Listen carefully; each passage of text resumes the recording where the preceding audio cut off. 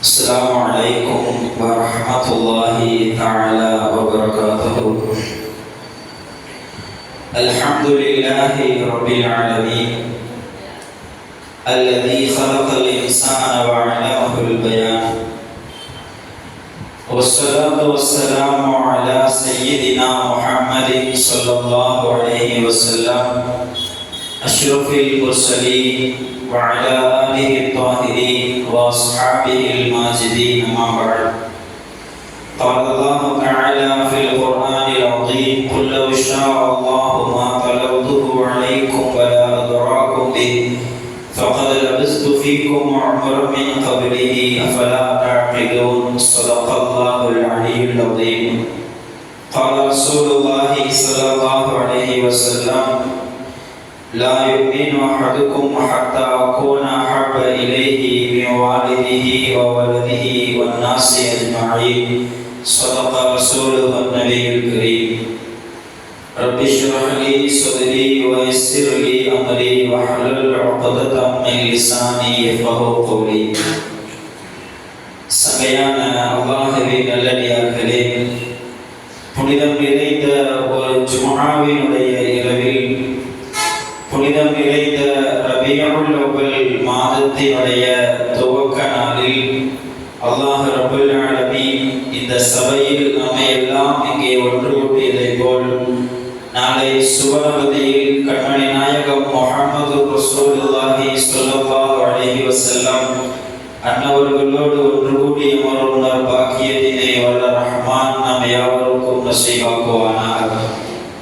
புனிதம் நிறைந்த இந்த நாளினுடைய பரக்கத்தை கொண்டு நம்முடைய ஹலாலான எல்லா விதமான தேவைகளையும் அல்லாஹ் நிறைவேற்றி தந்தருள் புரிவானாக.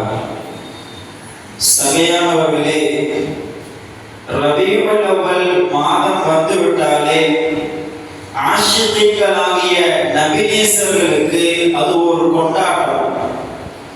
எப்படி நோன்பு பெருநாள், ஹஜ் பெருநாள் என்று மார்க்கத்தில் உள்ளதோ அதே போன்று நபி நேசர்களுக்கு இந்த ரபியுல் அவ்வல் ஒரு மூன்றாவது பெருநாள். இந்த பெருநாளை யார் கண்ணியப்படுத்துகின்றார்களோ அவர்கள் உண்மையில் நாயகத்தின் நேசத்தை பெற்றவர்கள். இன்றைய தினத்தில் இந்த மௌலிது சபையில் நாம் அமர்கிற பொழுது மலர்களாலும் நறுமணங்களாலும் அலங்கரிக்கப்பட்ட இந்த சபையில் அமர்கிற பொழுது நமக்கு ஒரு வார்த்தை ஞாபகம் வந்தது. இமாம் சிறீ சிபத்தி ரஹ்மத்துல்லாஹி அலைஹி நமக்கு சொல்லித் தருகிறார்கள்: மன் கஸத மௌதிஅன் யுக்ரஉ ஃபீஹி மௌலிதுன் நபி ஸல்லல்லாஹு அலைஹி வஸல்லம், எந்த சபையில் பெருமானார் ஸல்லல்லாஹு அலைஹி வஸல்லமினுடைய புகழ் ஓதப்படுகிறதோ, எந்த ஒரு சபையில் பெருமானார் ஸல்லல்லாஹு அலைஹி வஸல்லமினுடைய சிறப்புகள் பேசப்படுகிறதோ அந்த ஒரு சபையை யார் நாடி வருகிறாரோ ஃபகத் கஸத ரௌலத்தம் மின் ரியாதில் ஜன்னah, அவர் நாடி வருவது சாதாரணமான இடத்தை அல்ல, அவர் சுவன பூங்காவை நாடி வருகிறார். ஒரு சபையில் மௌலிது ஓதப்படுகிறது என்றால், ஒரு சபையில் பெருமானார் ஸல்லல்லாஹு அலைஹி வஸல்லமினுடைய சிறப்புகள் பேசப்படுகிறது என்றால், அதுவரைக்கும் சாதாரண இடமாக இருந்த ஒரு இடம் அதற்கு பிறகு சுவனத்தின் பூங்காவாக மாறிவிடும். நம்முடைய இல்லங்களையும் நாம் சுவன பூங்காக்களாக மாற்ற வேண்டும். இறையில்லத்தை மட்டும் நாம் சுவன பூங்காக்களாக ஆக்குவதோடு நிறுத்திக் கொள்ளாமல் நம்முடைய வீடுகளில் மௌலிதை நாம் ஓதி நம் இல்லத்தையும் சுவன பூங்காக்களாக மாற்ற வேண்டும். நாம் தொழில் பார்க்கும் இடங்களையும் நாம் சுவன பூங்காக்களாக மாற்ற வேண்டும். அல்லாஹ் ரப்பல் ஆலமீன் அந்த தௌஃபீகை நமக்கு தந்தருள் புரிவானாக. அல்லாஹ்வின் நல்லடியார்களே, இது போன்ற சபைகள் ஏன் நம்முடைய முன்னோர்களால் ஏற்படுத்தப்பட்டது? ரபியுல் அவ்வல் மாதம் வந்துவிட்டாலே மௌலிதுகளும் பெருமானார் ஸல்லல்லாஹு அலைஹி வஸல்லத்தை குறித்த சிறப்புகளும் பேசப்படுகிற சபைகள் ஏன் உருவாக்கப்பட்டது? காரணத்தை நாம் விளக்க வேண்டும். அல்லாஹ் ரப்பல் ஆலமீன் திருக்குர்ஆன் ஷரீஃபில் சொல்லி காட்டுகிறான்: மன் தஹலஹு கான ஆமினா, யார் ஹரம் ஷரீஃபிற்குள்ளால் நுழைகின்றாரோ அவர் நிம்மதி பெற்றவராக மாறிவிடுகிறார்.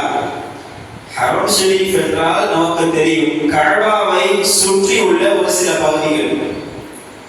அந்த ஹரம் ஷரீஃபிற்குள்ளால் யார் நுழைகின்றாரோ அவர் பாதுகாப்பையும் நிம்மதியையும் பெற்றவராக ஆகிவிடுகிறார் என்று அல்லாஹ் குர்ஆனில் சொல்லுகிறார். இந்த இறை வசனத்திற்கு விளக்கம் எழுதும் பொழுது இமாம் இப்னுல் அஜீபா ரஹ்மத்துல்லாஹி அலைஹி தங்கள் தஃசீரான அல் பஹருல் மதீத் என்கிற அந்த கிதாபிலே சொல்லுகிறார்கள், இறையில்லமான அந்த ஹரம் ஷரீஃபிற்குள்ளால் நுழைபவர் எப்போது நிம்மதி அடைகின்றாரோ ஹாகதா யதுகுலு மன் ஃபீ கல்பி வலியின் மின் அவுலியாஹி. அல்லாஹ்வினுடைய நேசர்களின் உள்ளத்தில் யார் நுழைந்து விடுகிறாரோ அவரும் அல்லாஹ்வினுடைய பாதுகாப்பை பெற்று விடுகிறார். இறையில்லத்தில் நுழைந்தவர் மட்டும் பாதுகாப்பை பெறுபவர் அல்ல, அல்லாஹ்வுடைய நேசத்தை பெற்ற நபிமார்கள், ரசூல்மார்கள், வலிமார்கள், குறிப்பாக பெருமானார் ஸல்லல்லாஹு அலைஹி வஸல்லமுடைய உள்ளத்தில் யார் நுழைந்து விடுகிறார்களோ அவர்களுக்கும் அல்லாஹ் பாதுகாப்பையும் நிம்மதியையும் வழங்குகிறான் என்று இமாம்கள் நமக்கு சொல்லித் தருகிறார்கள். அந்த பாக்கியத்தை பெறுவதற்காக தான் இது போன்ற சபைகள், மௌலித சபைகளில் நாம் அமருகிற பொழுது, இது போன்ற மீளாத சொற்பொழிவுகளில் நாம் அமருகிற பொழுது நாயகம் ஸல்லல்லாஹு அலைஹி வஸல்லமுடைய உள்ளத்தில் நாம் நுழைந்து விடுவோம். அந்த பாக்கியத்தை நாம் பெற வேண்டும். அல்லாஹ் நமக்கு தௌஃபீக் செய்வானாக. சகையானவர்களே, இன்றைய தினம் நாம் பார்க்க இருக்கும் விஷயம் வியப்பின் விழிப்பில் வேந்தர் நபிகள் ஸல்லல்லாஹு அலைஹி வஸல்லம் என்பது. இந்த தலைப்பை விளங்க வேண்டும். பெருமானார் ஸல்லல்லாஹு அலைஹி வஸல்லம் இந்த உலகில் வாழ்ந்த அந்த வாழ்க்கையில் அவர்கள் சாதித்த பல சாதனைகள், அவர்கள் சமூகத்தில் ஏற்படுத்திய தாக்கங்கள், அவர்களால் கொண்டு வரப்பட்ட முன்னேற்றங்கள் இன்று அவருடைய வாழ்க்கையை இந்த உலகம் கண்டு வியந்தது. ஒருவரால் இப்படியெல்லாம் வாழ முடியுமா என்ற அந்த நிகழ்வுகளை தான் இன்றைய சொற்பொழிவில் நாம் பார்க்க இருக்கிறோம். சகையான பெருமக்களே, பெருமானார் ஸல்லல்லாஹு அலைஹி வஸல்லம் 63 ஆண்டு காலம் மக்களோடு மக்களாக வாழ்ந்தார்கள். அதில் 23 ஆண்டு காலம் தான் நபித்துவ பிரச்சாரத்தோடு வாழ்ந்தார்கள். அந்த 23 ஆண்டு கால வாழ்க்கையில் பெருமானார் ஸல்லல்லாஹு அலைஹி வஸல்லம் அவர்கள் சாதித்த சாதனைகள் இந்த உலகில் எந்த தலைவராலும் இதுவரை சாதிக்கப்படவில்லை, இனியும் முடியாது. அப்படி மிகப்பெரிய சாதனைகளுக்கு சொந்தக்காரர் தான் பெருமானார் ஸல்லல்லாஹு அலைஹி வஸல்லம். உலகத்தார்கள் வியந்து பார்க்கிறார்கள், இப்படி ஒருவரால் வாழ முடியுமா என்று. பெருமானார் ஸல்லல்லாஹு அலைஹி வஸல்லமுடைய அந்த சாதனைகளை 2 பங்காக நாம் பிரிக்கலாம். அந்த 23 ஆண்டு கால வாழ்க்கை, அதில் தங்களுக்கு முன்பு பல நூறு ஆண்டு காலமாக மக்களால் பின்பற்றப்பட்டு வந்த மூட நம்பிக்கைகளை ஒழித்தார்கள் ஸல்லல்லாஹு அலைஹி வஸல்லம்.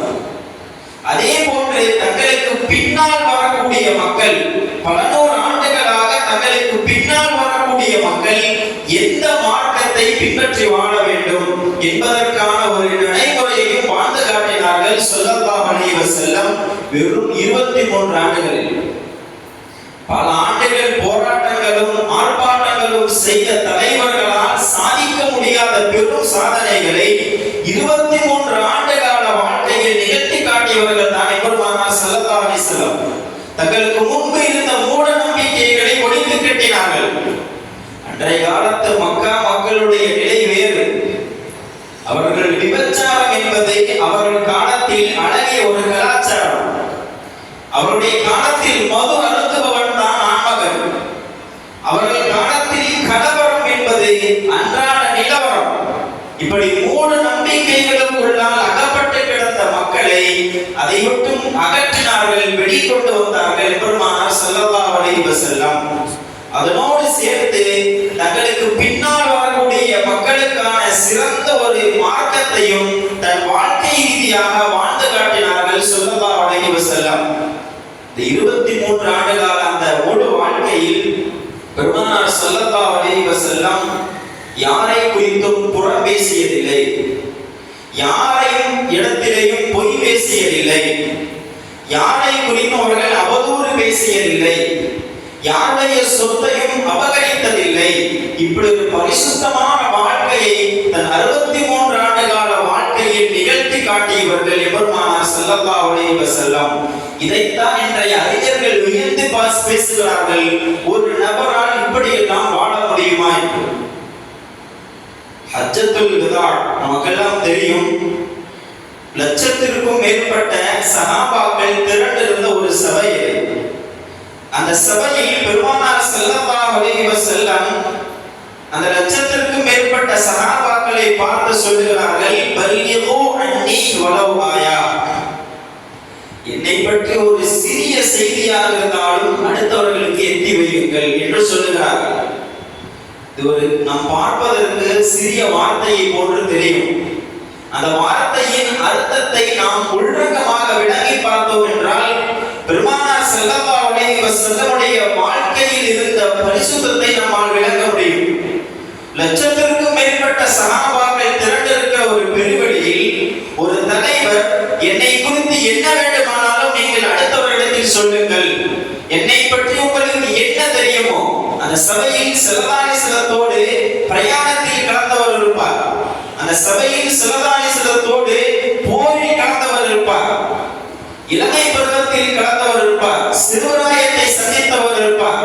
இப்படி பெருமானார் ஸல்லல்லாஹு அலைஹி வஸல்லமினுடைய எல்லா நிலைகளிலேயும் அவர்களோடு பங்கெடுத்த அந்த பெரும் சஹாபாக்கள் திரண்டு இருக்கிற அந்த பெருவெளியில் ஒரு தலைவர், என்னை பற்றி என்ன வேண்டுமானாலும் நீங்கள் பேசுங்கள், அடுத்தவர்களுக்கு நீங்கள் சொல்லுங்கள் என்று சொல்லுகிறார்கள் என்றால் அவர்களின் வாழ்க்கையின் பரிசுத்தத்தை நாம் விளங்கி பார்க்க வேண்டும்.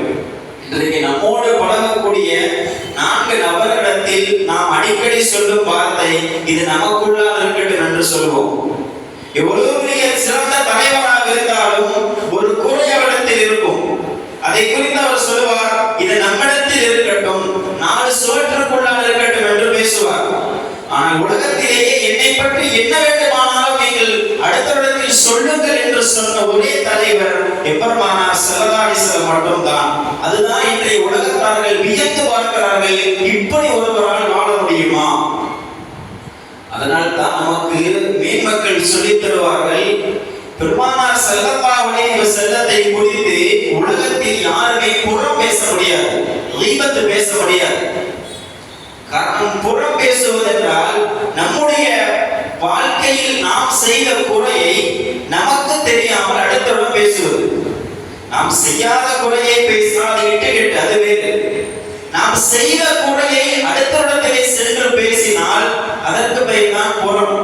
ஆனால் ஸல்லல்லாஹு அலைஹி வஸல்லத்தை குறித்து யாருமே புறம் பேச முடியாது. காரணம், அவர்கள் வாழ்க்கையில் எந்த குறையும் கிடையாது.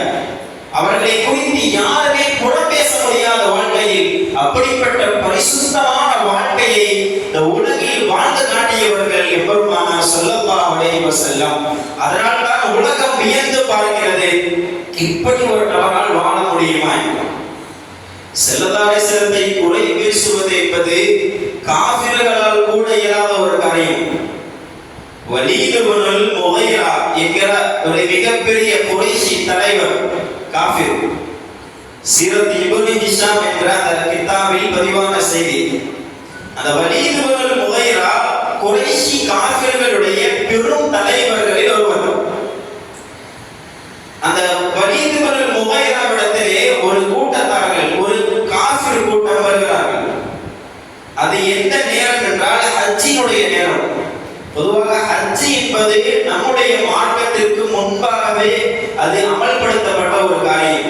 இப்ராஹிம் அலைஹிஸ்ஸலாமுடைய காலத்திலிருந்தே துவக்கப்பட்ட ஒரு காரியம் தான் ஹஜ். ஸல்லல்லாஹு அலைஹி வஸல்லம் அவர்கள் மக்காவில் இருக்கக்கூடிய அந்த நேரம் அந்த காஃபிர்களுடைய ஒரு பெரும்பட்ட கூட்டம் வழியிடத்திலே வருகிறார்கள். வந்து சொல்லுகிறார்கள், தலைவரே, ஹஜ்ஜினுடைய காலம் வந்துவிட்டது. நம்முடைய மக்காவை சுற்றியுள்ள பல பகுதிகளில் இருந்தும் பல மக்கள் நம்முடைய கஅபாவை படையெடுத்து வருவார்கள், எதிர்நோக்கிய ஹஜ்ஜிற்காக வருவார்கள். அப்படி வரக்கூடிய சமயத்தில் முஹம்மது ஸல்லல்லாஹு அலைஹி வஸல்லத்தை குறித்து நல்ல காரியம் எதையுமே அவர்கள் காது கொடுத்து கேட்டுவிடக் கூடாது. அதனால் மக்காவுடைய எல்லையிலேயே அவர்களை குறித்த ஒரு தவறான செய்தியை நாம் எல்லோரும் சேர்ந்து பரப்ப வேண்டும். அப்படி ஒரு குறையை எங்களுக்கு நீங்கள் சொல்லுங்கள் என்று அந்த காஃபிர்கள் கேட்கிறார்கள். அதாவது ஸல்லல்லாஹு அலைஹி வஸல்லம் குறித்து நல்ல செய்திகள் அவர்களுக்கு தெரிந்துவிட்டால் அவர்களை பின்பற்றிடுவார்கள், இஸ்லாம் பெருகிவிடும். அவர்களை குறித்து நல்ல எண்ணம் யாருக்கும் வரக்கூடாது. அதனால் நல்ல ஒரு அவர்களுடைய வாழ்க்கையில் உள்ள குறையை எங்களுக்கு நீங்கள் சொல்லுங்கள், அதை நாம் எல்லோரும் சேர்ந்து பரப்பிவிட்டு முஹம்மது ஸல்லல்லாஹு அலைஹி வஸல்லம் குறித்த ஒரு அவதூறை பரப்பிவிடலாம் என்று அந்த மக்கள் எல்லாம் பேசுகிறார்கள்.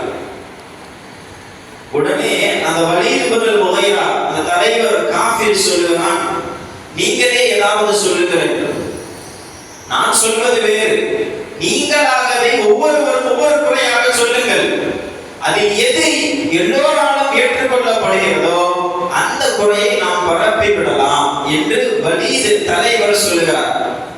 உடனே அந்த கூட்டத்தில் உள்ள ஒவ்வொரு தலைவராக ஒவ்வொரு காஃபிர்களும் ஒவ்வொரு குறையை எடுத்து வைக்கிறார்கள். நாம் மக்காவுடைய எல்லையிலே என்று ஸல்லல்லாஹு அலைஹி வஸல்லம் அவர்கள் ஒரு சூனியக்காரர் என்று பரப்பி விடலாம் என்று ஒருவர் சொல்லுகிறார். உடனே அதற்கு வலீத் சொல்லுகிறார், இல்லை, அவர் சூனியக்காரர் அல்மாஹுவ பிஸாஹிர், அவர் சூனியக்காரர் அல்ல, அதை உங்களால் பரப்ப முடியாது. வேறொருவர் சொல்லுகிறார், அனஹு காஹினுன், அவருடைய ஜோசியக்காரர் என்று பரப்பி விடலாம், மக்களை வசியம் செய்து ஜோசியம் பார்க்கக்கூடியவர் என்று பரப்பலாம் என்று ஒருவர் சொல்லுகிறார். உடனே அந்த வலீத் சொல்லுகிறார், இல்லை, மாஹுவ பிகாஹின், அவர் ஜோசியக்காரரும் அல்ல, அதை உங்களால் பரப்ப முடியாது. சரி, அவர் கவிஞர் என்று பரப்பி விடுவோம், குர்ஆன் என்கிற பெயரில் அவர் கவிதையை இயற்றி மக்களை ஏமாற்றிக் கொள்கிறார் என்று பரப்பலாம் என்று ஒருவர் சொல்கிறார். அதற்கும் வலீத் சொல்லுகிறார், இல்லை, அவரை கவிஞர் என்று உங்களால் சொல்ல முடியாது. ஒவ்வொரு குறையாக ஒவ்வொரு காஃபிர்களும் எடுத்து வைக்கும் பொழுது அந்த வலீத் சொல்லுகிறார், இல்லை, இதை உங்களால் சொல்ல முடியாது, இந்த குறையை நீங்கள் சொல்ல முடியாது என்று வலீத் தட்டுகிறார். மக்கள் கேட்கிறார்கள், மா நகூலு யா அப்தஷம்ஸ், வலீத் அவர்களே, என்னதான் அப்பொழுது குறை பேசுவது, அவர்களை குறித்து என்ன தவறான காரியத்தை நாம் பரப்புவது என்று அந்த மக்கள் கேட்கிறார்கள். அப்ப அந்த தலைவர் சொல்லுகிறான், அந்த வலீத் இப்னு முகைரா கடுமையான எதிரி, இஸ்லாத்தினுடைய எதிரி, பதிலில் தான் அவன் கொல்லப்பட்டான். அந்த வலீத் இப்னு முகைரா சொல்லுகிறான், நீங்கள் மாஅன்தும் பிகாயின மின் ஹாதா ஷைஅன் இல்லா உரிஃப அன்னஹு பாத்திலுன், நீங்கள் பெருமானார் ஸல்லல்லாஹு அலைஹி வஸல்லம் குறித்து என்ன குறைகளை கொண்டு வந்தாலும் சரி, அது பாத்தில் என்று எல்லோருக்கும் தெரியும், நீங்கள் ஒண்ணுமே கொண்டு வர முடியாது என்று அந்த தலைவர் அங்கே பதில் சொல்லி அனுப்பி வைக்கிறார். நாம் சிந்திக்க வேண்டும், பெருமானார் ஸல்லல்லாஹு அலைஹி வஸல்லம் குறித்து எந்த குறையுமே உங்களால் சொல்ல முடியாது என்று சொல்பவர் நாம் அல்ல, அவர்களை ஏற்றவர் அல்ல, அவர்களை கடுமையாக எதிர்த்த விமர்சித்த வலீத் இப்னு முகைரா சொல்லுகிறார், முஹம்மது ஸல்லல்லாஹு அலைஹி வஸல்லம் குறித்து எந்த தவறையுமே எந்த குறையுமே உங்களால் பரப்ப முடியாது. அப்படிப்பட்ட பரிசுத்த வாழ்க்கைக்கு சொந்தக்காரர் தான் முஹம்மது ரசூலுல்லாஹி ஸல்லல்லாஹு அலைஹி வஸல்லம். இதுதான் இன்று உலகத்தார்கள் வியந்து வருகிறார்கள். இப்படி எதிரிகளால் கூட குறை சொல்ல முடியாத ஒரு வாழ்க்கையை ஒருவரால் எப்படி வாழ முடிந்தது? இன்றைக்கு நமக்கெல்லாம் எதிரிகள் அல்ல, நம்முடைய நண்பர்கள் நம்மை குறை சொல்வார்கள். நம்மை குறை சொல்வதற்கு நம்முடைய எதிரிகள் எல்லாம் தேவையில்லை. நம்மோடு நெருங்கி பழகக்கூடிய நம்முடைய உறவினர், நண்பர், மனைவி மக்களை குறை பேசுவார்கள். அப்படிப்பட்ட காலம் இது. ஆனால் பெருமானார் ஸல்லல்லாஹு அலைஹி வஸல்லம் எதிரிகள் கூட குறை பேச முடியாத அப்படிப்பட்ட பரிசுத்தமான வாழ்க்கையை வாழ்ந்து உலகத்தார்களை வியப்பில் ஆழ்த்தியவர்கள் தான் பெருமானார் ஸல்லல்லாஹு அலைஹி வஸல்லம். அதே போன்று பெருமானார் ஸல்லல்லாஹு அலைஹி வஸல்லமுடைய வாழ்க்கையில் உலகத்தார்களை வியக்க வைத்த இன்னொரு விஷயம் என்னவென்றால் அவர்களின் எளிமை. இருளக தலைவராக வாழ்ந்த பெருமானார் ஸல்லல்லாஹு அலைஹி வஸல்லம் எந்த ஒரு ஆடம்பரமும் இல்லாமல் எந்த ஒரு சொத்து சுகங்களும் வைக்காமல் எளிமையானவர்களாக தங்கள் வாழ்க்கையை கழித்தார்கள் பெருமானார் ஸல்லல்லாஹு அலைஹி வஸல்லம். ஹதீஸ் ஷரீஃபிலே நாம் பார்க்கலாம், இன்றைய காலத்திலே ஒரு சாதாரண ஒரு பதவிக்கு ஒருவர் வந்துவிட்டாலே அவருக்கு எங்கிருந்தோ வரக்கூடிய சொத்துக்களை எல்லாம் நாம் கேள்விப்பட்டுகிறோம். சாதாரண ஒரு பதவிக்கு தான் வந்திருப்பார், ஆனால் அவருக்கு சேரக்கூடிய சொத்துக்கள் அவ்வளவு அதிகமாக இருக்கும். ஆனால் ஈரோக தலைவராக வாழ்ந்த எம்பெருமானார் ஸல்லல்லாஹு அலைஹி வஸல்லம் எளிமையானவர்களாகவே வாழ்ந்து மரணித்தார்கள். அவர்களை குறித்து ஹதீஸ் ஷரீஃபிலே சொல்லப்படுகிறது, மா தரக்கன் நபியு ஸல்லல்லாஹு அலைஹி வஸல்லம் தீனாரன் வலா திர்ஹமன் வலா அப்தன் வலா அமதா. பெருமானார் ஸல்லல்லாஹு அலைஹி வஸல்லம் இந்த உலகை விட்டு செல்கிற பொழுது இன்றைக்குமே ஹயாத்துன் நபி ஸல்லல்லாஹு அலைஹி வஸல்லம் அவர்கள் வஃபாத் ஆகக்கூடிய அந்த நேரத்தில் அவர்கள் கரத்தில் ஒரு தீனாரோ திர்ஹமோ எந்த சொத்துக்களும் கிடையாது. அவரிடத்தில் இருந்த சொத்து என்ன தெரியுமா? இல்லா பகதத்துல் பைதா அல்லதி கான யர்கபுஹா. பெருமானார் ஸல்லல்லாஹு அலைஹி வஸல்லம் வாகடிப்பதற்காக வைத்திருந்த ஒரு வெள்ளை நிற குதிரை கழுதை ஒன்று. வசிலாஹு போருக்காக வேண்டி அவர்கள் பயன்படுத்தி கொண்டிருந்த ஒரு போர் ஆயுதம். வஅர்லன் அது போக ஒரு நிலம். இவைகள் தான் பெருமானார் ஸல்லல்லாஹு அலைஹி வஸல்லமுடைய சொத்தாக இருந்தது. ஜஅலஹா லிபினி ஸபீலி ஸதகா, அதையும் மரண தருவாயில் ஸதகாவாக கொடுத்தார்கள் பெருமானார் ஸல்லல்லாஹு அலைஹி வஸல்லம். மரண தருவாயில் மரண வேளையில் ஒரு ரூபாயை கூட கையில் வைக்காமல் எளிமையாகவே வாழ்ந்து மரணித்தவர்கள் தான் எம்பெருமானார் முஹம்மது ரசூலுல்லாஹி ஸல்லல்லாஹு அலைஹி வஸல்லம். அதுதான் இன்றைய உலகம் வியந்து பார்க்கிறது, இப்படி எளிமையாக இவ்வளவு பெரிய ஒரு தலைவரால் வாழ முடியுமா என்று. அப்துல்லாஹ் இப்னு மஸ்ஊத் ரலியல்லாஹு அன்ஹு ஒரு முறை ஸல்லல்லாஹு அலைஹி வஸல்லத்தை பார்ப்பதற்காக செல்கிறார். இப்படி ஒரு தலைவரால் வாழ முடியுமா என்று நம்மை சிந்திக்க வைக்கக்கூடிய நிகழ்வு. அப்துல்லாஹ் இப்னு மஸ்ஊத் ரலியல்லாஹு அன்ஹு காண செல்கிறார்கள். ஸல்லல்லாஹு அலைஹி வஸல்லம் உறங்கிக் கொண்டிருக்கிறார்கள். இவர்கள் வந்த அந்த சத்தத்தில் எழுந்து விடுகிறார்கள். ஸல்லல்லாஹு அலைஹி வஸல்லம் எழுந்தவுடன் அப்துல்லாஹ் இப்னு மஸ்ஊத் ரலியல்லாஹு அன்ஹு பார்க்கிறார்கள், வகத் அஸ்ஸர ஃபீ ஜம்பிஹி. அந்த பெருமானார் ஸல்லல்லாஹு அலைஹி அவர்கள் உறங்கிக் கொண்டிருந்த அந்த பேரித்த மட ஓடை, அதனுடைய தடம் ஸல்லல்லாஹு அலைஹி வஸல்லமுடைய முபாரக்கான அந்த மேனியில் பதிந்திருக்கிறது. அதை பார்த்த அப்துல்லாஹ் இப்னு மஸ்ஊத் ரலியல்லாஹு அன்ஹு மனக்கவலைப்படுகிறார்கள். நம்முடைய தலைவருக்கு இப்படி ஒரு நிலையாய். உடனே கேட்கிறார்கள், யா ரசூலல்லாஹ் லவித்தஹதனா லக விதாஅன், உங்களுக்கு நான் நல்ல ஒரு விரிப்பை உங்களுக்கு நான் கொண்டு வந்து தரட்டுமா யா ரசூலல்லாஹ், நீங்கள் உறங்குவதற்காக என்று. சாதாரண ஒரு விரிப்பு தான் அந்த சஹாபி கேட்டார். உடனே ஸல்லல்லாஹு அலைஹி வஸல்லம் சொல்லுகிறார்கள், மாலி வலி துன்யா, எனக்கும் துனியாவிற்கும் என்ன கிடக்கிறது? நான் யார், துனியா யார்? எனக்கும் துனியாவிற்கும் என்ன உள்ளது? நான் துனியாவில் எப்படிப்பட்டவன் தெரியுமா? மா அன ஃபித் துன்யா இல்லா கராகிபின் இஸ்தவல்ல தஹ்த ஷஜரத்தின் சும்மரா. நான் துனியாவில் எப்படிப்பட்டவன் தெரியுமா? ஒரு பிரயாணி தன் பிரயாணத்தினுடைய இடையில் நிழலுக்காக வேண்டிய ஒரு மரத்தின் அடியிலே அவர் இளைப்பாறுவார். ஓய்வெல்லாம் எடுத்ததற்கு பிறகு அவர் தன்னுடைய நோக்கத்தை அவர் நாடி சென்று விடுவார். அப்படித்தான் இந்த துனியாவில் நான் உள்ளேன். எனக்கு இது நிரந்தரம் அல்ல, எனக்கும் துனியாவிற்கும் என்ன கிடக்கிறது என்று அங்கே சொல்லி காட்டுகிறார்கள் எம்பெருமானார் ஸல்லல்லாஹு அலைஹி வஸல்லம். அவர்கள் யார்? ஈருலக தலைவர். அவர்கள் நினைத்தால் உஹது மலையே தங்கமாக மாறிவிடும். அப்படிப்பட்ட ஈருலக தலைவர் எம்பெருமானார் ஸல்லல்லாஹு அலைஹி வஸல்லம் அவர்கள் உறங்கினால் அந்த விரிப்பினுடைய தடம் அவர்கள் மேனியில் பதியும். அப்படி எளிமையாக வாழ்ந்தவர்கள் எம்பெருமானார் ஸல்லல்லாஹு அலைஹி வஸல்லம். பெருமானார் ஸல்லல்லாஹு அலைஹி வஸல்லமுடைய வாழ்க்கையில் உலகத்தார்களும் அறிஞர்களும் வியந்த ஒரு நிகழ்வு என்ன தெரியுமா? அவர்கள் உறங்கும் பொழுது அவர்கள் கரத்தில் ஒரு ரூபாய் கூட இருக்காது. அப்படி இருந்தால் அவர்களுக்கு உறக்கம் வராது. ஒருமுறை பெருமானார் ஸல்லல்லாஹு அலைஹி வஸல்லமிடத்திலே ஒரு யாசகர் வருகிறார். வந்து, யா ரசூலல்லாஹ், எனக்கு ஏதாவது தாருங்கள் என்று கேட்கிறார். பெருமானார் ஸல்லல்லாஹு அலைஹி வஸல்லம் அவர்கள் இல்லை என்று இதுவரை சொன்னதில்லை. சொல்லாத ஒரு கொடை வள்ளல் பெருமானார் ஸல்லல்லாஹு அலைஹி வஸல்லம் அந்த யாசகத்திலே சொல்லுகிறார்கள், இஜ்லிஸ் சயர்சுகுக்கல்லாஹ், இங்கே அமருங்கள், அல்லாஹ் உங்களுக்கு வழங்குவான் என்று அமர வைக்கிறார்கள்.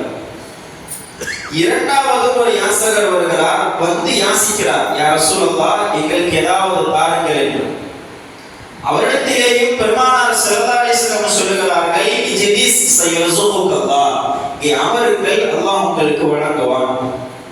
மூன்றாவது ஒரு யாசகர் வருகிறார், அதே யாசித்தவராக, அதற்கும் ஸல்லல்லாஹு அலைஹி வஸல்லம் சொல்லுகிறார்கள், இஜ்லிஸ் சயர்சுகுக்கல்லாஹ், இங்கே அமருங்கள், அல்லாஹ் உங்களுக்கு வழங்குவான் என்று.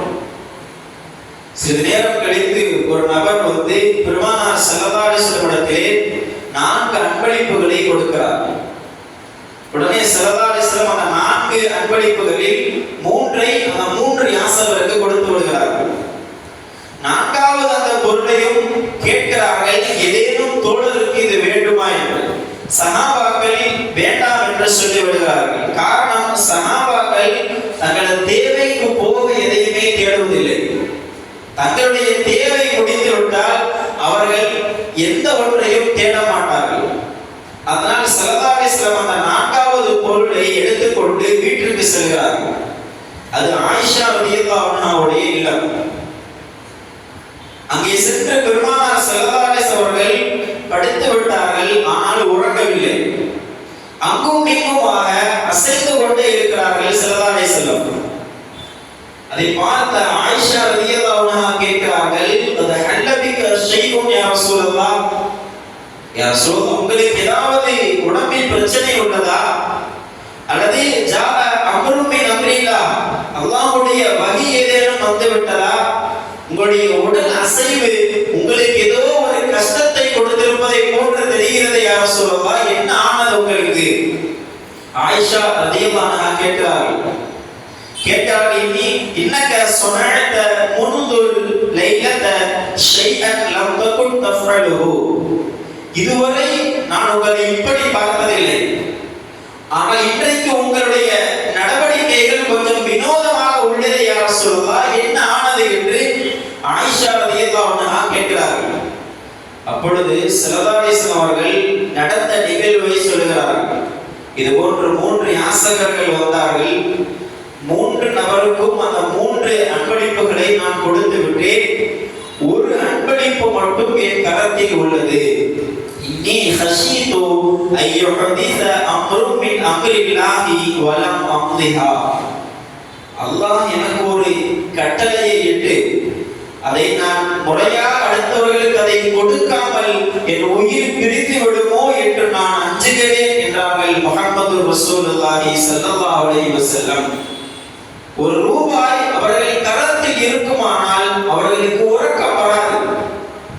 தங்கள் கரத்தில் ஏதாவது செல்வம் இருக்குமானால் அவர்களுக்கு உறக்கம் வராது. அதை கொடுத்தால் தான் அவர்களுக்கு உறக்கம் வரும். அப்படிப்பட்ட ஒரு கொடை வள்ளலாகவும் எளிமை மிக்கவர்களாகவும் வாழ்ந்தவர்கள் எம்பெருமானார் ஸல்லல்லாஹு அலைஹி வஸல்லம். அவர்கள் வாழ்க்கையில் எந்த ஒரு ஆடம்பரமும் இருக்காது, எந்த ஒரு பகட்டும் இருக்காது. ஹஜ்ஜின் பொழுது குதாமா ரலியல்லாஹு அன்ஹு அறிவிக்கிறார்கள், ரஅய்து ரசூலல்லாஹி ஸல்லல்லாஹு அலைஹி வஸல்லம் யர்மி ஜமரத்துல் அகபா. ஜமரத்துல் அகபா ஷைத்தானுக்கு கண்டறியக்கூடிய அந்த நிலை ஹஜ்ஜிற்கு சென்றவர்களுக்கு தெரியும். அது கூட்ட நெரிசலான ஒரு நேரம். அது அல்லாஹ் ரப்பல் ஆலமீன் ஹஜ்ஜிற்கு செல்லக்கூடிய பாக்கியத்தை அல்லாஹ் நாம் யாவருக்கும் தந்தருள் புரிவானாக. ஹஜ்ஜிற்கு சென்றவர்களுக்கு மீண்டும் பலமுறை ஹஜ்ஜில் செல்லும் பாக்கியத்தை அல்லாஹ் தந்தருள் புரிவானாக. இந்த குதாமா ரலியல்லாஹு அன்ஹு சொல்கிறார்கள், ஜமரத்துல் அகபாவில் கண்டறியக்கூடிய அந்த வேளையில் நான் ஸல்லல்லாஹு அலைஹி வஸல்லத்தை பார்த்தேன். மக்கள் நெரிசல், லா தர்ப வலா தர்த வலா இலைக இலைக். இன்றைய காலத்திலே ஒரு தலைவர் வந்தார் என்றால் அவருக்கு சுற்றி 4 நபர்கள் இருப்பார்கள். இருந்து மக்களை எல்லாம் ஒதுக்கி வைத்து அவருக்கென்று ஒரு பாதையை வகுத்து கொடுத்து ஏதோ பெரும் தியாகியை போன்று அழைத்து செல்வார்கள். சாதாரண பதவியில் தான். ஆனால் பெருமானார் ஸல்லல்லாஹு அலைஹி வஸல்லம் ஈரோட தலைவர். அங்கே 7 லட்சத்திற்கும் மேற்பட்ட சஹாபாக்கள் சஹாபாக்களின் உயிர் நாடியே அவர்கள் தான்.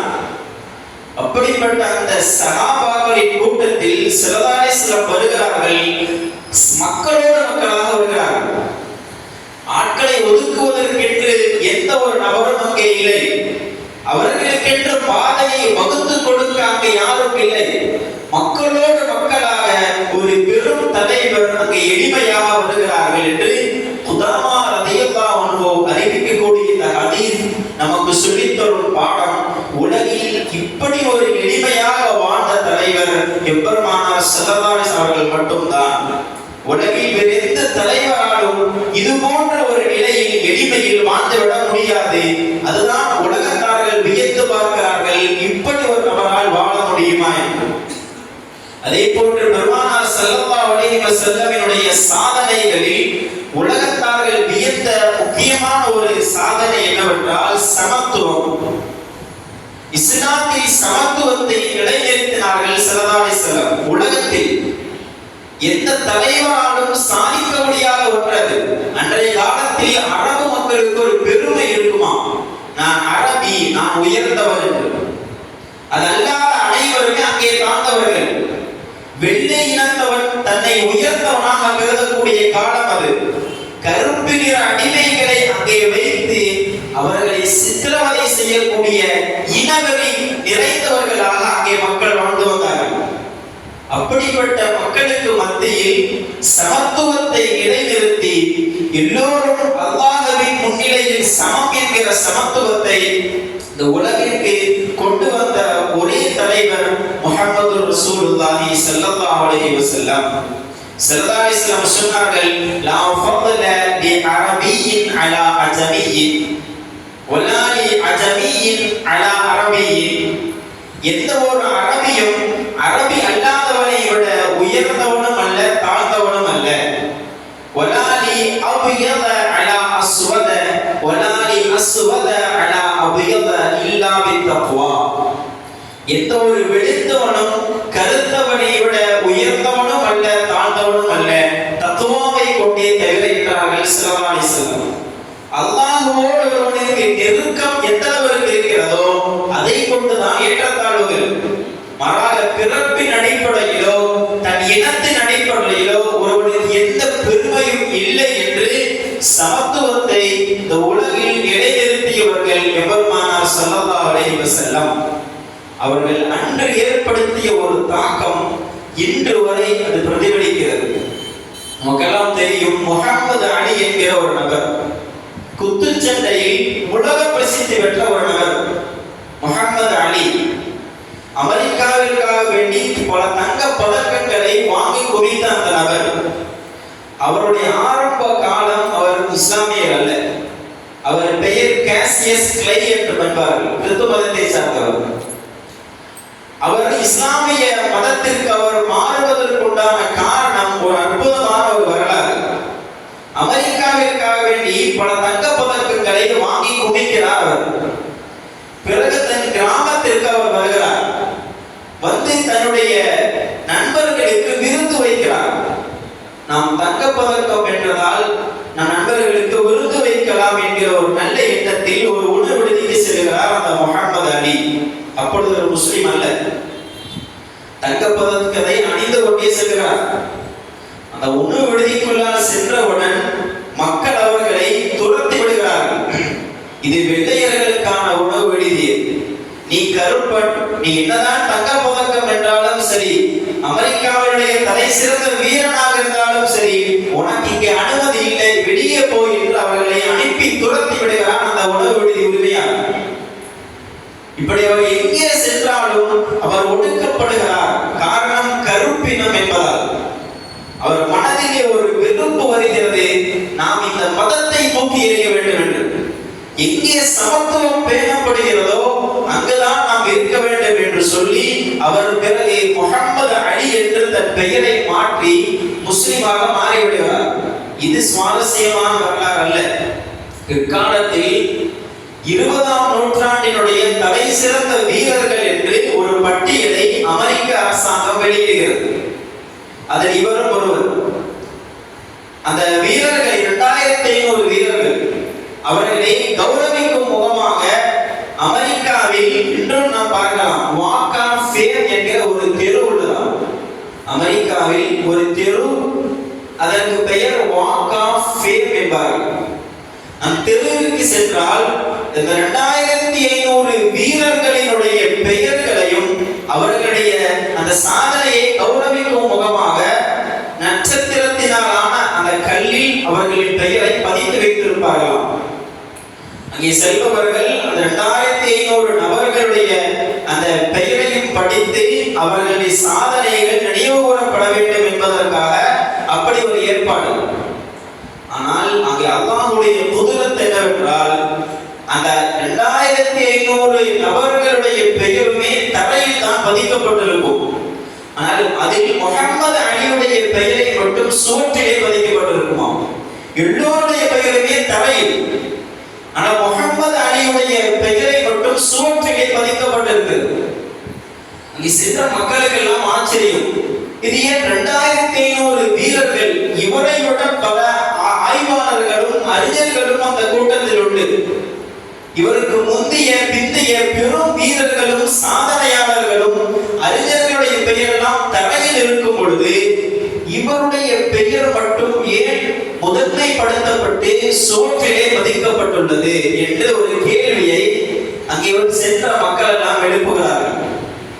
அதற்கு அந்த நிர்வாகம் சொன்ன பதில் நம்முடைய நினைவில் எப்பொழுதுமே வைக்க வேண்டிய ஒரு பதில். அந்த நிர்வாகம் சொல்லுகிறார்கள், இவரை விட பெரும் அறிஞர்களும் ஆய்வாளர்களும் அவர்களின் பெயர்கள் தரையில் பதிக்கப்பட்டிருக்க இவர்களின் பெயர் மட்டும் சுவற்றிலே கண்ணியமாக பதிக்கப்பட்டதற்கு உண்டான காரணம் என்ன தெரியுமா? அவர்களுடைய பெயரில் இருக்கிற முஹம்மது என்கிற வார்த்தை, அந்த முஹம்மது என்கிற வார்த்தை அவர்களை கண்ணியப்படுத்தி விட்டது, அவர்களை உயர்வுபடுத்தி விட்டது என்று அந்த நிர்வாகிகள் அங்கே பதில் சொல்லுகிறார்கள். இந்த வரலாறு நமக்கு சொல்லித் தரும் பாடம், எந்த நபர் அமெரிக்க மக்களால் கீழே துரத்தி எறியப்பட்டார்களோ, உணவு விடுதிக்குள்ளால் கூட நுழைய விடாமல் துரத்தி எறியப்பட்டார்களோ, அவர் ஒதுக்கப்பட்டார்களோ, அதே நபரை உயர்ந்த அந்தஸ்தில் கொண்டு வந்து வைத்தது இஸ்லாமிய மார்க்கம். அதிலும் குறிப்பாக அந்த முஹம்மது என்கிற பெயர் அவர்களை உச்சத்தில் கொண்டு வந்து நிறுத்தியது. இன்றைய காலத்திலே பிள்ளைகளுக்கு பெயர் வைக்கிற பொழுது முஹம்மது என்று சேர்த்தால் பெற்றோர்கள் சொல்லுகிற வார்த்தை, இது ஃபேஷனாக இல்லை என்று. ட்ரெண்டிங்கான பெயரை சொல்லுங்கள் ஆலிம்சா என்று கேட்கிறார். ட்ரெண்டிங்காக இருக்க வேண்டும், ஃபேஷனாக இருக்க வேண்டும் என்று. அதற்காக முஹம்மது என்ற பெயரை ஒதுக்கப்படுகிறது. இப்பொழுது நாம் அந்த பெயரை நம் பிள்ளைகளுக்கு வைக்க வேண்டும். அது முபாரக்கான ஒரு பெயர். அந்த பெயர் தான் அந்த முஹம்மது அலி அவர்களுக்கு அவ்வளவு பெரிய அந்தஸ்தை பெற்று தந்தது என்று அந்த நிர்வாகிகள் சொல்லுகிறார்கள். இதுதான் இஸ்லாமிய மார்க்கம் ஒடுக்கப்பட்ட மக்களுக்கு கூட கொடுக்கிற முன்னுரிமை. பிலால் ரலியல்லாஹு அன்ஹு மக்கா நகரிலே துன்புறுத்தப்படுகிறார்கள். காரணம், கலிமா சொன்னார் என்பதற்காக. உமையாவினுடைய அடிமையாக இருந்த பிலால் ரலியல்லாஹு அன்ஹு அவர் துன்புறுத்தப்படுகிறார் உமையாவினால். காரணம், அவர் கலிமா சொல்லிவிட்டார் என்பதற்காக. கருப்பின் அடிமை என்பதால் அந்த எஜமான் உமையா அவர்களை நாம் சொல்ல முடியாத அளவிற்கு உண்டான துயரங்களை கொடுக்கிறான் உமையா. ஆனால் அந்த பிலால் ரலியல்லாஹு அன்ஹுவுக்கு சிறதான சிறப்பு கொடுத்த பதவி என்ன தெரியுமா? மக்கா வெற்றி கொள்ளப்படுகிறது. மக்கா வெற்றியின் பொழுது அபூபக்கர், உமர், உஸ்மான், அலி ரலியல்லாஹு அன்ஹு போன்ற பெரும் தலைமை பெரும் சஹாபாக்கள், குறைஷி குலத்தை சார்ந்தவர்கள், உயர்ந்த குடும்பம், இவர்கள் எல்லாம் அங்கே இருக்கக்கூடிய அந்த வேளையில் கஅபாவின் மீதே வாக்கு சொல்ல ஸல்லல்லாஹு நியமித்தவர்கள் பிலால் ரலியல்லாஹு அன்ஹு. அவர்களைத்தான் நியமித்தார்கள். எந்த கலிமா சொன்னதற்காக வேண்டி ஒரு கருப்பின அடிமை இந்த மக்கா நகரில் துன்புறுத்தப்பட்டானோ, அதே அடிமை பிலால் ரலியல்லாஹு அன்ஹுவை மக்கா வெற்றியின் போது கஅபாவின் மீது ஏறி வாக்கு சொல்ல வைத்தார்கள் பெருமானார் ஸல்லல்லாஹு அலைஹி வஸல்லம். அதன் மூலம் இந்த உலகத்திற்கு ஸல்லல்லாஹு அலைஹி வஸல்லம் சொல்லிக் கொடுக்கக்கூடிய பாடம் என்னவென்றால், இஸ்லாத்தில் இனத்தை கொண்டோ மொழியை கொண்டோ எந்த ஒரு ஏற்றத்தாழ்வும் கிடையாது. இன்னும் சொல்ல போனால் பெரும் சஹாபாக்கள் கூட பிலால் ரலியல்லாஹு அன்ஹுவை சையதுனா என்று அழைப்பார்களாம். எங்கள் தலைவர் பிலால் என்று அழைப்பார்களாம். பெரும் பெரும் சகாபாக்கள் கூட பிலால் என அழைக்கும் பொழுது சையதுனா பிலால், எங்களுடைய தலைவர் பிலால் என்று அழைப்பார்களாம். அப்படிப்பட்ட ஒரு மகத்துவத்தையும் ஒரு சிறப்பையும் கருப்பினத்தவர்களுக்கு வாங்கி கொடுத்த உத்தம தலைவர் எம்பெருமானார் ஸல்லல்லாஹு அலைஹி வஸல்லம். இந்த உலகம் அதைத்தான் வியந்து பார்க்கிறது, ஒரு தலைவரால் இது எப்படி சாத்தியமானது என்று. இஸ்லாத்திலே சமத்துவம் நாம் தொழுகையுடைய சஃப்புகளிலேயே பார்க்கலாம். ஒரு பெரிய நாட்டினுடைய அரசரே தொழுகைக்கு தாமதமாக வந்தால் சஃபின் கடைசியில் தான் இருக்க வேண்டும். தொலை வைப்பவர் எவ்வளவு தாண்டவராக இருந்தாலும் சரி, இமாமருக்கு முன்னால் சென்று இருக்க முடியாது. இமாம் தாண்டவர், அரசர் உயர்ந்தவர் என்பதால் இமாமருக்கு முன்பாக சென்று அரசர் என்றால் தொழுகை பசார். இஸ்லாம் ஏற்படுத்திய ஒரு நியதி. எவ்வளவு பெரிய அரசர் வந்தாலும் சரி சஃபில் தான் இருக்க வேண்டும். தாமதமாக வந்தால் கடைசியில் தான் இருக்க வேண்டும். அது இஸ்லாம் ஏற்படுத்திய சமத்துவமான நியதி. அதைத்தான் இன்றைய அறிஞர்கள் வியந்து பேசுகிறார்கள், ஒரு தலைவர் இதை எப்படி சாதித்தார் என்று. இன்றைக்கு நிறைய நபர்கள் சமூக நீதிக்காக குரல் கொடுத்தார்கள், அவர்கள் சென்று விட்டார். ஆனால் அவர்கள் ஏற்படுத்திய தாக்கங்கள் இன்று பேசப்படுவதில்லை. ஆனால் முஹம்மது ரசூலுல்லாஹி ஸல்லல்லாஹு அலைஹி வஸல்லம் அவர்கள் உருவாக்கி இந்த இஸ்லாமிய சமூகத்தில் இன்றளவிலும் எப்பொழுதும் சரி ஏற்றத்தாழ்வு இருக்காது. எல்லோரும் சமம் என்கிற சமத்துவம் தான் இந்த இஸ்லாமிய மார்க்கத்தில் பேசப்படுகிறது. அப்படி ஒரு சாதனையை நிகழ்த்தி காட்டியவர்கள் எம்பெருமானார் ஸல்லல்லாஹு அலைஹி வஸல்லம். அதனால்தான் உலகம் வியந்து பேசுகிறது, இது ஒரு தலைவரால் எப்படி சாத்தியமானது என்று. அதே போன்று பெருமானார் ஸல்லல்லாஹு அலைஹி வஸல்லமுடைய வாழ்க்கையில் இந்த உலகம் கண்டு வியந்த ஒரு அற்புதமான நிகழ்வு என்னவென்றால், தன் தோழர்களுக்காக வேண்டிய வாழுவார்கள் ஸல்லல்லாஹு அலைஹி வஸல்லம். இன்றைக்கு நிறைய தலைவர்களை நாம் பார்க்கிறோம், தனக்காக தான் வாழ்வார். தன் தோழர்கள் தன்னை விட உயர்ந்து விடக் கூடாது என்பதில் கவனமாக இருப்பார். தனக்கு என்ன நன்மை என்று பார்ப்பதை விட தன்னை விட தன்னுடைய கீழே உள்ள நபர் மேலே வந்து விடக்கூடாது என்பதில் கவனமாக இருப்பார். ஆனால் பெருமானார் ஸல்லல்லாஹு அதற்கு மாற்றமானவர்கள். தன்னுடைய தோழர் நல்ல நிலைக்கு வர வேண்டும், நல்ல அந்தஸ்தை அடைய வேண்டும் என்பதில் ரொம்பவும் கவனமாக இருந்தவர்கள் ஸல்லல்லாஹு அலைஹி வஸல்லம். ஒருமுறை அனஸ் ரலியல்லாஹு அன்ஹு அறிவிக்கிறார்கள், ஒரு அற்புதமான வரலாறு. ஒரு அன்சாரி சஹாபி பெருமானார் ஸல்லல்லாஹு அலைஹி வஸல்லத்தை பார்ப்பதற்காக வருகிறார்கள். வந்து கேட்கிறார்கள், யா ரசூலுல்லாஹ், எனக்கு ஏதாவது நீங்கள் தாருங்கள், நான் கடும் ஏழையாக இருக்கிறேன், பல நாட்கள் நானும் என் வீட்டார்களும் சாப்பிடவில்லை, அப்படி ஒரு ஏழையான ஒரு நிலை, எனக்கு எதையாவது நீங்கள் கொடுத்து உதவுங்கள் யா ரசூலுல்லாஹ் என்று அந்த அன்சாரி சஹாபி கேட்கிறார். ஸல்லல்லாஹு அலைஹி வஸல்லத்துடைய ஒரு நிலை என்னவென்றால், கேட்டவர்களுக்கு எல்லாம் கொடுத்து விட மாட்டார்கள். சில நபர்கள் யாசகம் கேட்டு வந்தால் இவருக்கு கொடுப்பது சிறந்தது என்றால் கொடுப்பார்கள். இல்லை, இவருக்கு கொடுப்பதை விட வேறொரு காரியம் சிறந்தது என்றால் அவருக்கு அதைத்தான் செய்வார்கள். ஸல்லல்லாஹு அலைஹி வஸல்லம் தன் தோழர்களுக்கு எது நலவோ அதை மட்டுமே செய்வார்கள். அந்த அன்சாரி சஹாபி கேட்டு வருகிறார்கள், ரொம்ப ஏழ்மையான ஒரு நிலை, யா ரசூலல்லாஹ், எனக்கு ஏதாவது கொடுங்கள் என்று கேட்கிறார். உடனே ஸல்லல்லாஹு அலைஹி வஸல்லம் அந்த சஹாபியை பார்த்துவிட்டு கேட்கிறார்கள், அமா ஃபீ பைத்திக ஷைஉன், உங்க வீட்ல ஏதாவது பொருள் இருக்கிறதா என்று கேட்கிறார்கள் ஸல்லல்லாஹு அலைஹி வஸல்லம். நான் கொடுப்பது இரண்டாவது, உங்களுடைய வீட்டில் ஏதாவது பொருள் இருக்கிறதா? உடனே அன்சாரி சஹாபி சொல்கிறார்கள், இருக்கிறதா ரசூலல்லாஹ், ஹிப்சுன் நல்பசு பஅதஹு வ நபசுது பஅதஹு, ஒரு துணி உள்ளது, ஒரு போர்வை, தேவைப்பட்டால் அதை நாங்கள் உடுத்திக் கொள்வோம், தேவைப்பட்டால் அதை விரித்து நாங்கள் படுத்துக் கொள்வோம், இரண்டுக்கும் சேர்த்து ஒரே ஒரு போர்வை உள்ளது. அதே போன்று வகஅவுன் நஷ்ரபு ஃபீஹில் மா, யாராவது எதையாவது குடித்தால் அதை நாங்கள் குடிப்பதற்கென்று ஒரு பாத்திரம் உள்ளது. இப்படி ஒரு பழைய போர்வையும் ஒரு பாத்திரமும் எங்களிடத்தில் உள்ளது என்பது அன்சாரி சஹாபி சொல்கிறார். அவ்வளவு ஏழ்மை. உடனே ஸல்லல்லாஹு அலைஹி வஸல்லம் சொல்கிறார்கள், அந்த இரண்டையும் கொண்டு வா என்று சொல்கிறார்கள்.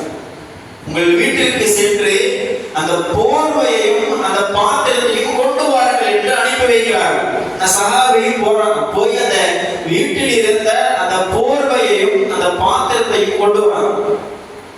ஸல்லல்லாஹு அலைஹி வஸல்லம் செய்த செயல் அந்த இரண்டையும் வாங்குகிறார்கள். வாங்கி அந்த இரண்டையும் உயர்த்தி மை யஷ்தரி ஹாதை, இந்த இரண்டையும் விலை கொடுத்து வாங்கக்கூடிய நபர் உங்களில் யார் என்று சஹாபாக்களை பார்த்து கேட்கிறார்கள், வியாபாரம் செய்கிறார்கள். இந்த போர்வையையும் இந்த பாத்திரத்தையும் விலை கொடுத்து வாங்குவதற்கு இங்கே யார் தயார் என்று கேட்டவுடன் ஒரு சஹாபி எடுத்திருக்கிறார். வந்து யா ரசூலல்லாஹ், நான் இதை ஒரு திர்ஹத்துக்கு வாங்கிக் கொள்ளுகிறேன். இந்த இரண்டு பொருளையும் ஒரு அவ்வளவு பழைய பொருள் அது, ஒரு திர்ஹத்துக்கு நான் வாங்கிக் கொள்ளுகிறேன் யா ரசூலல்லாஹ் என்று அந்த ஒரு சஹாபி சொல்லுகிறார். உடனே ஸல்லல்லாஹு பொருந்திக் கொள்ளவில்லை. ஸல்லல்லாஹு அலைஹி வஸல்லம் மை யஷ்தரி மை யஸீது அலா திர்ஹமின், ஒரு திர்ஹத்தை விட அதிகமான திர்ஹத்திற்கு இதை யார் வாங்குவார் என்று மீண்டும் கேட்கிறார்கள் ஸல்லல்லாஹு அலைஹி வஸல்லம். ஒரு திர்ஹம் போதாது, ஒரு திர்ஹத்தை விட அதிகமான திர்ஹங்களை கொடுத்து இதை யார் வாங்குவார் என்று கேட்கிறார்கள் ஸல்லல்லாஹு அலைஹி வஸல்லம். இன்னொரு சஹாபி எடுத்து யா ரசூலல்லாஹ், இரண்டு திர்ஹத்திற்கு இதை நான் வாங்கிக் கொள்ளுகிறேன் என்று அந்த ஒரு சஹாபி முன்வருகிறார். உடனே ஸல்லல்லாஹு அலைஹி வஸல்லம் அந்த போர்வையையும் அந்த பாத்திரத்தையும் அந்த நபரின் கரத்தில் கொடுத்து இரண்டு திர்ஹத்தையும் வாங்குகிறார்கள் ஸல்லல்லாஹு அலைஹி வஸல்லம். அந்த இரண்டு திர்ஹத்தையும் வாங்கி அந்த அன்சாரி சஹாபியின் கரத்தில் கொடுக்கிறார். ஒரு தலைவருடைய சமயோஜித புத்தியை இங்கே நாம் விளங்கலாம். ஒரு தலைவர் எப்படி இருக்க வேண்டும் என்பதற்குண்டான சிறந்த பாடம். அந்த இரண்டு திர்ஹத்தையும் அன்சாரி சஹாபியின் கரத்தில் கொடுத்து இஷ்தரி பி அஹதிஹிமா துஆமன் ஃபன்பிதுஹு அலா அஹலிக், ஒரு திர்ஹத்தை வைத்து உணவை வாங்கு. நேர கடை வீதிக்கு போய் ஒரு திர்ஹத்தை வைத்து உணவை வாங்கி நீயும் உன் குடும்பத்தார்களும் சாப்பிட்டுக் கொள்ளுங்கள். இன்றைய தினத்தை கழித்து விடு. வஷ்தரி பில் ஆஹரி கத்துமன், அந்த இன்னொரு திர்ஹம் இருக்கா இல்லையா, அதை நீ கடை வீதிக்கு கொண்டு சென்று ஒரு கோடாலி ஒன்றை வாங்கி கொண்டு வா, மரம் வெட்டக்கூடிய அந்த கோடாலியை வாங்கி கொண்டு வா என்று அனுப்பி வைக்கிறார்கள் ஸல்லல்லாஹு அலைஹி வஸல்லம். சஹாபி ஒன்றும் புரியல. நேர கடை வீதிக்கு சென்றார். ஒரு திர்ஹத்திற்கு அந்த உணவை வாங்கி அவரும் அவர் குடும்பத்தார்களும் சாப்பிட்டு விடுகிறார்கள். இன்னொரு திர்ஹத்திற்கு அந்த கோடாலியை வாங்கி கொண்டு வருகிறார் அந்த சஹாபி. அதை பெற்றுக்கொண்ட ஸல்லல்லாஹு அலைஹி வஸல்லம் அந்த கோடாலியை வாங்கி தங்களுடைய முபாரக்கான கடத்தில் இருந்த ஒரு அசாவை அதில் கட்டி கொடுக்கிறார்கள். கட்டி கொடுத்து நீ காடுகளுக்கு செல், நீ நீ நேரா காடுகளுக்கு போ, அங்கே சென்ற மரங்களை வெட்டு, அதை வெட்டி சுமந்து கடை வீதிக்கு கொண்டு வந்து அதை நீ வியாபாரம் விற்பனை செய். விற்பனை செய்து அதில் கிடைக்கக்கூடிய லாபத்தை வைத்து நீ உன் பிழைப்பை நீ நடத்திக் கொள். வலா அரயன்னக 15 யௌமா, 15 நாளுக்கு என் கண்ணில் நீ படக்கூடாது, எங்கேயாவது போ என்று அந்த சஹாபியை அனுப்பி வைக்கிறார்கள் ஸல்லல்லாஹு அலைஹி வஸல்லம். நீ யாசகம் கேட்க கூடாது, நீ நேர காடுகளுக்கு சென்று மரங்களை வெட்டி அதை ஒரு தோளால் சுமந்து வந்து அதை விற்பனை செய்து ஒரு பிழைப்பை நீ நடத்து. நீ யாசகம் கேட்க கூடாது, 15 நாட்கள் கழித்து இடத்திலே வா என்று அனுப்பி வைக்கிறார்கள் ஸல்லல்லாஹு அலைஹி வஸல்லம். சஹாபியும் அந்த கோடாலியை சுமந்து கொண்டு காடுகளுக்கு சென்றார். நன்றாக விறகுகளை வெட்டி வியாபாரம் செய்து நல்ல ஒரு செல்வந்தராக மாறிவிடுகிறார். உடனே ஸல்லல்லாஹு அலைஹி வஸல்லம் சொல்கிறார்கள், ஹாதா அஹ்யரு லக மின் அன் தஜீஅல் மஸ்அலா, நீ அடுத்த இடத்திலே கையேந்துவதை விட உனக்கு சிறந்தது இதுதான். நீ உன் கரத்தால் உழைத்து நீ செல்வந்தனாக ஆகி இருக்கிறாயே, இதுதான் உனக்கு சிறந்தது. நீ அடுத்திலேயே நீ யாசிக்க கூடாது என்று யாசகம் கேட்டு வந்த சஹாபியை பெரிய வியாபாரியாக செல்வந்தராக மாற்றினார்கள் எம்பெருமானார் ஸல்லல்லாஹு அலைஹி வஸல்லம். இதுதான் சிறந்த தலைவருக்கான பண்பு. நம்முடைய தோழர், நம்முடைய கீழுள்ள மக்கள் எப்பொழுதுமே உயர்ந்த நிலையில் இருக்க வேண்டும் என்பதை ஒரு தலைவர் விரும்ப வேண்டும். தலைவர் மட்டுமல்ல, ஒரு முதலாளியாக இருப்பவரும் கூட தன் தொழிலாளி மேலே வரட்டும், அவர் தனியாக தொழிலை படித்து நல்ல நிலைக்கு வரட்டும் என்று யார் விரும்புகிறாரோ அவர்தான் சிறந்த முதலாளி. அதுதான் சிறந்த பண்பு என்பதை தன் வாழ்க்கை மூலமாக வாழ்ந்து காட்டியவர் செய்தவர்கள் எம்பெருமானார் ஸல்லல்லாஹு அலைஹி வஸல்லம். அதைத்தான் இன்றைய அறிஞர்கள் வியக்கிறார்கள். ஒரு தலைவரால் இப்படியும் வாழ முடியுமா, ஒரு தலைவனால் இப்படியும் வாழ முடியுமா என்று அறிஞர்கள் வியந்து பேசுகிற ஒரு நிகழ்வு தான் இது போன்ற நிகழ்வுகள். தன் தோழர்களுக்கு ஏதாவது பிரச்சனை என்றாலும் கூட ஸல்லல்லாஹு அலைஹி வஸல்லம் முன்வந்து நிற்பார்கள். ஜாபிர் ரலியல்லாஹு அன்ஹு அவருடைய தந்தை வஃபாத்தாகி விடுகிறார்கள். அவர் பெரும் கடனோடு வஃபாத்தாகி விட்டார்கள். அந்த சமயத்தில் அந்த ஜாபிர் ரலியல்லாஹு அன்ஹு முறையிடுகிறார், வந்து யா ரசூலல்லாஹ், என் தந்தை வஃபாத்தாகி விட்டார், கடுமையான கடனோடு வஃபாத்தாகி விட்டார், கடன் தொல்லை என்னால் தாங்க முடியவில்லை, நீங்கள் எங்களுக்கு உதவி செய்யுங்கள் என்று அந்த ஜாபிர் ரலியல்லாஹு அன்ஹு கேட்கிறார்கள். உடனே ஸல்லல்லாஹு அலைஹி வஸல்லம் அவர்கள் அந்த யாரெல்லாம் அந்த கடனாளிகளாக இருக்கிறார்களோ அவரிடத்திலெல்லாம் சென்று ஜாபிர் ரலியல்லாஹு அன்ஹுக்காக வேண்டி பேசுகிறார்கள். நீங்கள் கடனை கொஞ்சம் அவசரப்படுத்தாமல் நீங்கள் தாமதப்படுத்துங்கள், கடனை நீங்கள் அவசரப்படுத்த வேண்டாம் என்று தன் தோழருக்காக வேண்டி இறைஞ்சுகிறார்கள் ஸல்லல்லாஹு அலைஹி வஸல்லம். யாருமே ஒத்துழைக்கவில்லை. ஸல்லல்லாஹு அலைஹி வஸல்லம் சொல்லுகிறார்கள், நீங்கள் உடனடியாக நீங்கள் உங்கள் தோட்டத்திற்கு சென்று இருக்கக்கூடிய அந்த பேரித்த பழங்களை நீங்கள் பிரித்து வையுங்கள், பிரித்து வைத்துவிட்டு என்னை நீங்கள் அழைத்து விடுங்கள், நான் வருகிறேன், அதனோடு சேர்த்து நீங்கள் யாருக்கெல்லாம் கடன் கொடுக்க வேண்டுமோ அவர்களையும் நீங்கள் அழைத்து அங்கே வர வையுங்கள் என்று ஸல்லல்லாஹு அலைஹி வஸல்லம் அங்கே சொல்லி அனுப்புகிறார்கள். அந்த ஜாபிர் ரலியல்லாஹு அன்ஹு சொல்லுகிறார்கள், சென்று அந்த தோட்டத்தில் உள்ள பழங்களை எல்லாம் எடுத்து குவித்து வைத்து ஸல்லல்லாஹு அலைஹி வஸல்லத்தை அழைக்கிறார்கள்.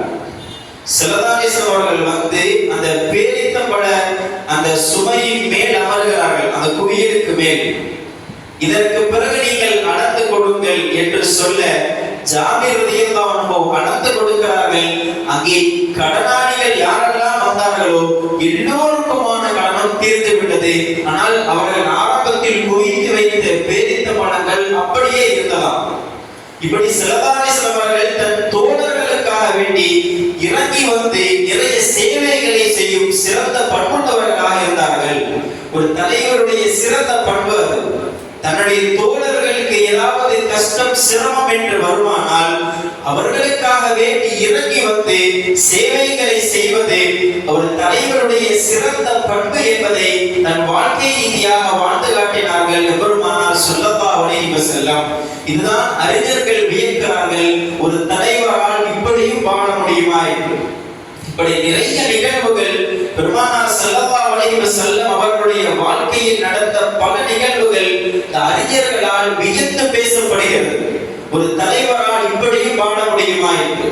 அதனால் தான் பெருமானார் ஸல்லல்லாஹு அலைஹி வஸல்லமுடைய வரலாற்றை எழுதக்கூடிய இமாம் பெருமக்கள் தங்கள் கிதாபுடைய முன்னுரைகளில் அதிகமாக பதியக்கூடிய செய்தி, பெருமானார் ஸல்லல்லாஹு அலைஹி வஸல்லமுடைய வாழ்க்கை எல்லோருக்குமான முன்மாதிரி. அது ஒரு அரசியல்வாதியானாலும், ஒரு ஆன்மீகவாதியானாலும், ஒரு தலைவரானாலும், ஒரு ஆசிரியரானாலும், எந்த நிலைக்கு யார் சென்றாலும் அதில் அவருக்கான ஒரு சிறந்த முன்மாதிரியை வாழ்ந்து காட்டியிருப்பார்கள் எம்பெருமானார் ஸல்லல்லாஹு அலைஹி வஸல்லம்.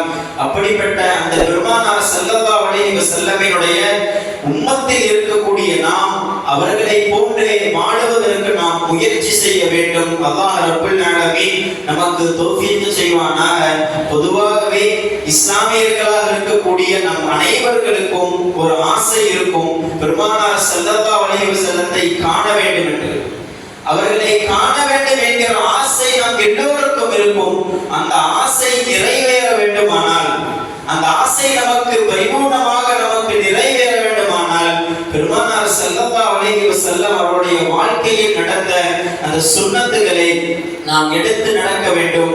எந்த வழிமுறைகளை எல்லாம் நமக்கு அவர்கள் காட்டி கொடுத்தார்களோ அதை நம்முடைய வாழ்க்கையாக நாம் எடுத்து நடக்க வேண்டும். அல்லாஹ் ரப்பல் ஆலமீன் நமக்கு தௌஃபீக் செய்வானாக. பெருமானார் ஸல்லல்லாஹு அலைஹி வஸல்லம் அவர்கள் சொன்னது போல் அல் மர்உ மஅமன் அஹப்ப, ஒரு மனிதர் யாரை நேசிக்கிறாரோ அவர் அவரோடு தான் சுவர்க்கத்தில் இருப்பார். அப்படிப்பட்ட நேசத்தை பெற்ற மக்களின் கூட்டத்தில் அல்லாஹ் நம் யாவரையும் சேர்த்தருள் புரிவானாக. பிஹக்கி ஹபீபிஹி ஸையிதுனா முஹம்மதின் ஸல்லல்லாஹு அலைஹி வஸல்லம். வ ஆখিরு தஅவானா அல்ஹம்துலில்லாஹி ரப்பில் ஆலமீன். அஸ்ஸலாமு அலைக்கும் வ ரஹ்மத்துல்லாஹி வ பரகாத்துஹு.